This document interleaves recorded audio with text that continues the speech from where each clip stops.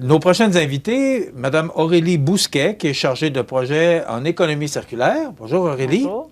Et Mireille Thibault, qui n'a plus besoin de présentation, qui est directrice générale au Centre d'aide aux entreprises, qui est également notre chroniqueur ici. Bonjour Mireille. Bonjour. Aujourd'hui, on vous a invité parce qu'on va parler d'une nouvelle stratégie d'affaires qui est présentée aux entreprises de la région, l'économie de la fonctionnalité et de la coopération. Aurélie, oui. Qu'est-ce que c'est que l'économie de la fonctionnalité et de la coopération? Alors, c'est une bibite bien complexe, mais avant d'arriver sur l'EFC, on appelle ça l'EFC, on va parler d'économie circulaire. L'économie circulaire, c'est à l'opposition de l'économie linéaire. Aujourd'hui, on fonctionne dans le monde sur l'économie linéaire. Qu'elle soit circulaire ou linéaire, on a besoin d'être éclairé. Voilà. Donc, la linéaire, c'est on extrait des ressources dans le monde, on va les transporter, les transformer, fabriquer des objets avec, les consommer, puis finalement, à la fin, on les jette. L'objectif de l'économie circulaire, c'est de faire des ponts dans ces différentes phases de l'économie linéaire. C'est de faire des cercles, des boucles, où on va mettre en place des stratégies qui vont permettre peut-être de limiter notre consommation ou d'améliorer notre consommation pour éviter de jeter ces ressources-là qu'on a extraites, puis qui un jour ne seront peut-être pas là indéfiniment, en fait. Donc, on a des stratégies dans l'économie circulaire. Il y en a 12 principales et l'économie de la fonctionnalité en fait partie. Il va y avoir la symbiose industrielle, que vous avez certainement entendu plus parler, qui est les déchets des uns peuvent servir de matière première aux autres. Il va y avoir l'économie de la location, par exemple, louer des équipements en commun. Donc ça, c'est de la location. Il va y avoir réutiliser, si on parle des friperies, elles font partie de l'économie circulaire. On réutilise des habits jusqu'à plus fin, puis de la réparation.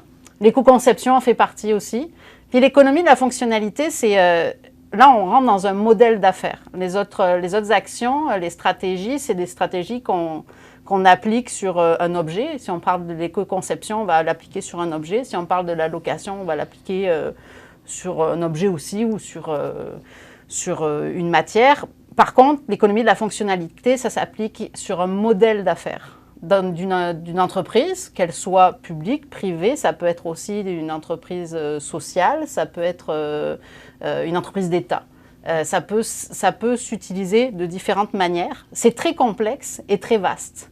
En fait, c'est plus facile de parler avec des exemples pour l'économie de la fonctionnalité que de vous donner une définition. La définition, c'est qu'on va proposer une fonction au lieu de l'achat d'un objet. Puis là-dedans, on a toujours de la coopération. C'est pour ça qu'on appelle l'économie de la fonctionnalité de la coopération. En exemple, ce que je peux vous donner, c'est, je vais vous en donner un international. Michelin fait de l'économie de la fonctionnalité. Au jour d'aujourd'hui, alors pas pour les particuliers, mais souvent pour les entreprises, pour ses partenaires, il va vendre du kilomètre et plus des pneus. Donc, s'il vend du kilométrage à ses clients, il faut que son pneu il soit performant. Puis s'il fait de la recherche et développement pour un pneu très performant qui va faire le maximum de kilométrage, il faut aussi qu'il fasse de la recherche et développement pour le revaloriser derrière, pour éventuellement le réutiliser, pour recommencer à vendre du kilomètre. Donc, si vous voulez, ça, c'est de l'économie de la fonctionnalité. Il vend une fonction, il vend du kilomètre, il ne vend plus un matériel, une matière, un pneu. Il va vendre la fonction du pneu. Donc, ça, c'est un exemple. OK. Ce que ça veut dire, c'est que son pneu, il va être usé, il va le récupérer, puis il va le remettre un jour sur la route. C'est ça. Donc, il n'ira jamais aux poubelles, c'est ça? Bien, peut-être qu'à un moment, le pneu ne sera plus assez performant. Il y a des limites, là, mais oui, voilà. on comprend. Mais c'est là où ça travaille beaucoup dans la recherche et le développement sur des entreprises internationales comme Michelin. Là. Puis souvent, cette offre-là, il le propose à des camions ou peut-être des avions. Mais ce n'est pas proposé aux particuliers au jour d'aujourd'hui. Mais il travaille là-dessus. Si on part sur des exemples plus... là, on parle d'une entreprise internationale. L'économie de la fonctionnalité... C'est tout nouveau au Québec. Il y a eu un premier projet pilote. C'est pas un thème que j'entends, qu'on entend souvent, là, oui. Le premier projet pilote, c'est celui qui est en cours, là, dont ils viennent faire une présentation sur le territoire. C'est plusieurs synergies qui sont regroupées et qui travaillent avec la France, une organisation en France qui est spécialisée dans l'économie de la fonctionnalité. Ils ont créé une cohorte d'entreprises au Québec, dont fait partie Promoplastique. Puis, ils ont travaillé pendant 2 ans avec cette cohorte d'entreprises-là et l'entreprise Picaya qui est en France puis qui est spécialisée là-dedans, parce que c'est plus développé en Europe qu'ici. Et c'est ce que va venir nous expliquer Promoplastique. Qu'est-ce qu'ils ont vu, comment ça s'est organisé, puis les succès, mais aussi les difficultés qu'ils ont rencontrées et qu'est-ce que ça a donné pour eux. Donc, on est sur... Je donnerai pas l'exemple, je ne vais pas lâcher le morceau, mais Promoplastique viendra expliquer eux-mêmes qu'est-ce qui s'est passé au moment de la présentation. Parce que les autres ont mis en vigueur la fonctionnalité dans leur entreprise. Ben, ils l'ont travaillé dans le cadre du projet pilote. Donc, Marie-Hélène Marié va venir nous expliquer ça le 17 mai, lors de la conférence. Mais il y a d'autres entreprises qui ont travaillé aussi sur leur propre modèle d'affaires au travers du Québec. Bon, là, le centre d'aide, oui, allez-y, Rudy. Si vous voulez d'autres exemples, je peux vous en donner. Là, c'est tellement vaste. C'est ça, mais parce que le temps passe vite. Puis moi, je vais entendre Mireille pour savoir c'est quoi son rôle là-dedans. Mais d'abord, pourquoi aujourd'hui, au mois de mai 2023, on décide qu'on fait une conférence sur la fonctionnalité et la coopération? Qu'est-ce qui vous a emmené à ça? Bien, tout d'abord, c'est que nous, grâce à Développement économique Canada pour les régions du Québec, on a obtenu un programme qui s'appelle Virage vert. Alors, les gens qui nous regardent vont se souvenir assurément que j'en ai parlé à quelques reprises où ce programme-là nous permet de faire des études pour voir si on a un gain environnemental versus un gain économique. Mais à l'intérieur de ce programme-là, on a la possibilité d'organiser avec des partenaires, dont Aurélie, parce qu'elle dessert elle aussi les 2 MRC, et elle est dans le domaine, elle était là bien avant nous au niveau environnemental.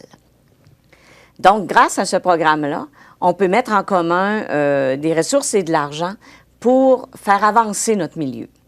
Et ce forum-là est un bon exemple, cette conférence-là est un bel exemple, tout comme l'automne dernier, nous avons organisé conjointement un forum d'une journée au Cap-Saint-Ignace, mais qui dessert les 2 MRC, qui desservait les 2 MRC, et on récidive, mais pour un autre aspect, au niveau de l'économie. Et pour nous, au CAE, comme tu le sais, on travaille avec les entrepreneurs. Donc, de leur offrir une possibilité ou une branche d'un modèle d'affaires, mais c'est intéressant. Donc, on y va vers la découverte, mais également comment ils peuvent rapidement implanter ça dans leur entreprise. Bien ça entendu. coûte de l'argent, tout ça, là. Oui, il y a des... Pour l'entrepreneur, ça coûte de l'argent. Oui et non, mais c'est parce qu'en théorie, il va en sauver. Tout dépendant des modèles, exemple, quand on parle d'économie circulaire, il va en sauver. Il va avoir des gains économiques. Parce que le rebut de 1 qu'on pourrait aller mettre au site d'enfouissement, donc on doit payer pour aller au site d'enfouissement, bien, cette matière-là va être revitalisée, on va lui redonner une nouvelle vie et elle va servir, exemple, pour le suivant, de créer un nouveau produit qui sera vendu. Donc, pour ça a été, au lieu de l'enfouir et de payer, c'est devenu la matière première du second. Alors, il y a un gain. Dans l'économie de la fonctionnalité et de la coopération, il y a un gain qui sera davantage, peut-être plus, un gain humain. On a un contexte particulier qui s'applique très bien à post-pandémique, à cette formule-là, pour aider nos entrepreneurs. Et l'avantage, c'est qu'autant le CAE que Synergie Montmagny-Lillet, nous desservons exactement le même territoire. Et ensemble, nous pouvons aller plus loin parce que souvent de fois, Aurélie devient l'effet de levier et le CAE peut être un financier. Et pour d'autres aspects, le CAE est le financier en aidant sous forme de subvention. Et Aurélie sera l'effet de levier additionnel pour aller plus loin. Donc, on a une très belle complémentarité. Et compte tenu qu'on dessert les 2 MRC, pour un forum, exemple comme celui-là, tu comprends que dans la première phase, Promoplastique a pu bénéficier d'une certaine aide dans la phase expérimentale qui était sous forme de subvention à l'époque. Donc, pour nous, c'est de pouvoir partager un succès qui a eu ses défis, effectivement, mais quand même de partager un succès parce que moi, je considère que dès qu'on expérimente autre chose, c'est un succès. On va un peu plus loin. OK. Qui vous recherchez comme clientèle? Vous vous attendez à voir qui à cette conférence-là? Ben, je vais juste préciser que cette conférence-là, elle n'est pas donnée à la grandeur de la province. On est vraiment un partenaire privilégié de FC Québec, là, du projet pilote. C'est pour ça qu'elle a lieu sur le territoire. Les entreprises qui sont visées et qui seraient intéressées, en fait, on vise à avoir des dirigeants d'entreprise parce que c'est eux qui sont amenés à prendre des décisions, puis qui ont de l'intérêt, qui veulent apprendre autre chose ou découvrir autre chose, parce que des fois, il y a des entreprises qui se disent, il y a quelque chose qui ne marche pas dans mon entreprise, mais je ne vois pas quoi. Et peut-être, ça pourrait être ce modèle qui pourrait leur convenir. Donc, ça s'est ouvert à tous. Il n'y a pas de c'est particulièrement le manufacturier? Non, ça peut être Parce que vous parliez de Oui. Michelin tout à l'heure. Là. Moi, Oui. je ne fabrique pas de pneus. Là. Je fais pas... Non. Alors, Mais ça peut être le manufacturier, ça peut être une petite entreprise, ça peut être Les organismes en des économie moyennes. sociale. Oui, les entreprises en économie sociale, ça peut être même, admettons, le CI3S voudrait changer son modèle de fonctionnement. Il pourrait travailler l'économie de la fonctionnalité. On n'est pas rendu là, hein, c'est peut-être plus complexe, mais ça peut être, ça peut être aussi des organisations. On n'est pas forcément que sur des entreprises qui sont dans... Ça peut être des OBNL qui veulent changer leur fonctionnement. Donc, c'est ouvert à tous qui ont de l'intérêt et qui veulent en apprendre plus. C'est sûr qu'une entreprise qui est florissante, une grosse entreprise qui est florissante puis qui a aucun intérêt à modifier et qui ne veut pas et qui n'a pas d'intérêt pour ça, ben peut-être qu'elle n'aura pas envie de venir.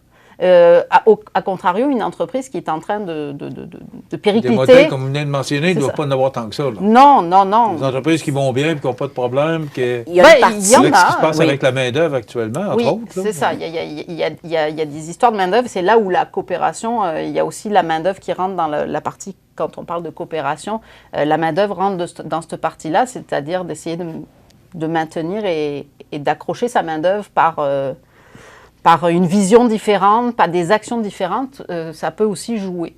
Mais voilà. Vous ne recherchez pas que le secteur manufacturier. Non.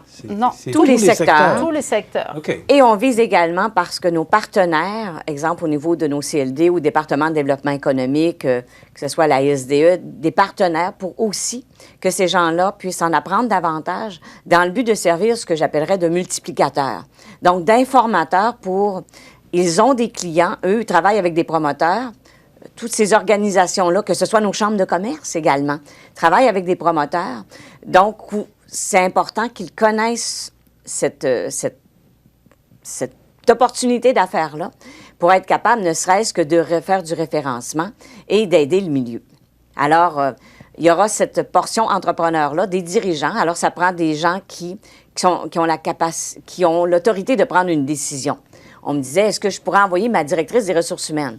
Elle pourrait toujours venir, mais ça prend quelqu'un qui est quand même décideur pour être capable de voir l'enjeu qui est derrière tout ça et l'opportunité qui est derrière tout ça. Et là, je fais la parenthèse, je ne veux pas dire qu'en RH, on ne le voit pas. On le voit au niveau de nos RH. Mais ça prend quelqu'un qui a ça prend, pour qu'on ait vraiment une efficacité, qui a une vue d'ensemble de son entreprise pour voir précisément à quel endroit il pourrait faire... cette ouverture-là et cette modification-là. OK. C'est quand, la conférence? Alors, ça aura lieu mercredi, le 17 mai, de 9h à midi. On sera dans la MRC de Lillet, au niveau du Musée maritime du Québec. Nous avons une belle salle qui nous permettra d'échanger et de travailler ensemble sur ce point-là. Et pour conclure, simplement pour mentionner que si on veut s'inscrire, il y a un lien, mais au préalable, vous pouvez soit contacter Aurélie à la MRC au 248-5985, poste 337. ou appeler au CAE au 48248-4815 et ça nous fera plaisir de procéder à l'inscription et ou de vous donner de l'information additionnelle. J'espère que vous allez avoir du monde. Ben, Effectivement, on est sûr. Et ce que je comprends, c'est que fonctionnalité, il va falloir s'habituer, économie circulaire et linéaire. J'ai bien... Ça fait longtemps que je n'avais pas entendu parler de ça. Là. Ça remonte à mes études. Exact. Mais je vois que ce sont des termes qui reviennent. Oui. Merci beaucoup d'avoir été avec nous. Donc, l'économie de la fonctionnalité de la coopération, ça se passe le 17 mai prochain, de 9h à midi. C'est au Musée maritime du Québec. Voilà. Merci beaucoup d'avoir été avec nous. Merci. Aurélie Bousquet, qui est chargée de projet en économie circulaire à la Synergie Montmagny-Lillet, et Mireille Thibault, directrice générale du Centre d'aide aux entreprises Montmagny-Lillet. Voilà. Ça complète, on s'arrête.